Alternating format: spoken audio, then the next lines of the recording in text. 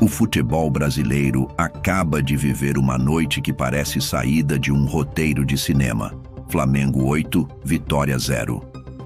Mas a pergunta que ecoa nas arquibancadas e nos bastidores é simples e perturbadora. Será que essa goleada foi apenas futebol? Ou existe algo muito mais obscuro escondido atrás das cortinas desse espetáculo?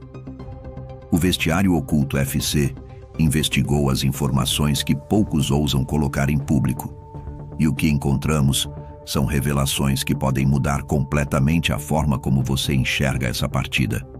Quem acredita que foi só mais um jogo do Brasileirão pode estar enganado. O massacre dentro de campo pode ter sido, na verdade, um recado calculado, ensaiado e direcionado aos bastidores. Um gesto simbólico que transcende os 90 minutos. O roteiro parecia escrito com tintas de poder e mensagens subliminares. Prepare-se, porque as revelações são explosivas. Primeira revelação. Segundo fontes ligadas ao clube, a goleada não foi apenas contra o Vitória, mas um recado direto ao Palmeiras.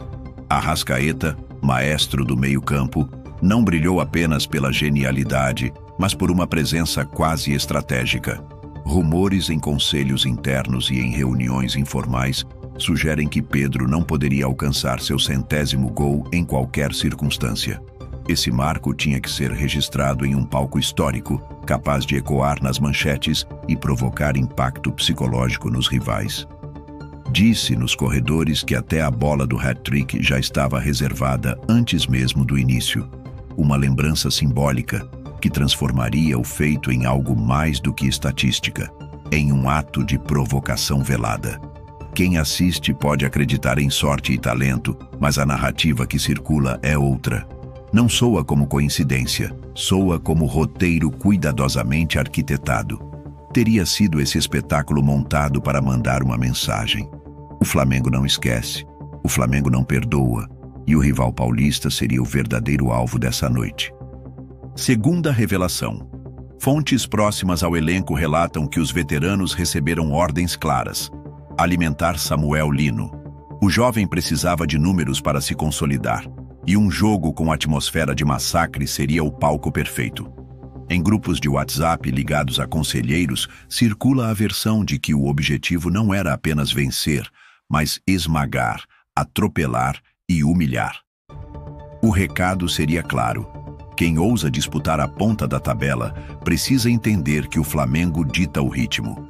Mais do que um time em busca de vitórias, o clube estaria construindo uma aura de supremacia, moldando narrativas para intimidar qualquer adversário. Para críticos, a naturalidade dos lances soou convincente. Para outros, parecia um teatro bem encenado. O detalhe é que a decisão de quem brilharia em campo pode ter sido previamente planejada. Lino não seria apenas um jovem promissor, mas a aposta escolhida para inflar estatísticas, consolidar imagem e moldar uma nova estrela no céu rubro-negro. Seria essa ascensão repentina obra do acaso ou fruto de uma estratégia fria? Terceira revelação. O detalhe que poucos notaram está nas comemorações. Para o olhar distraído, tudo pareceu espontâneo, mas quem analisa com lupa percebe sinais de coreografias ensaiadas. Fontes próximas ao departamento de marketing insinuam que parte dos gestos e interações já estava combinada antes mesmo da bola rolar.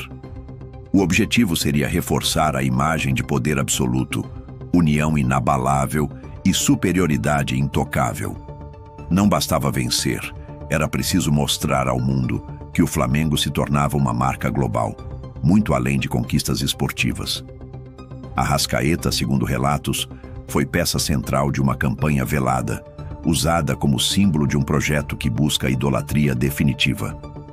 Mais do que títulos, o clube almeja transformar atletas em ícones eternos, capazes de arrastar multidões não apenas para o estádio, mas para o mercado de consumo.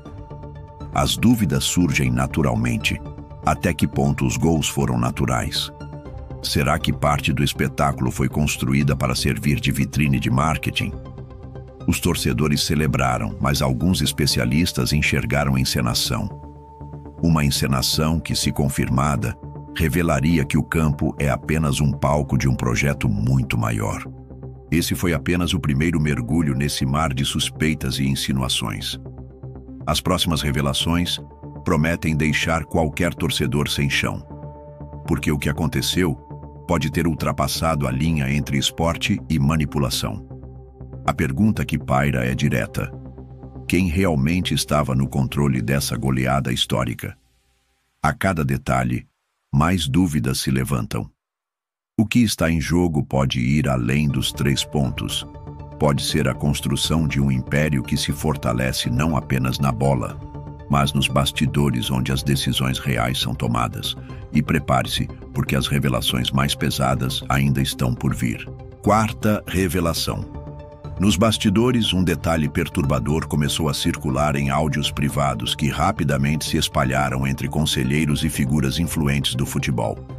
Segundo informações que chegaram até pessoas próximas ao Palmeiras, a diretoria alviverde teria ficado em choque com a repercussão da goleada.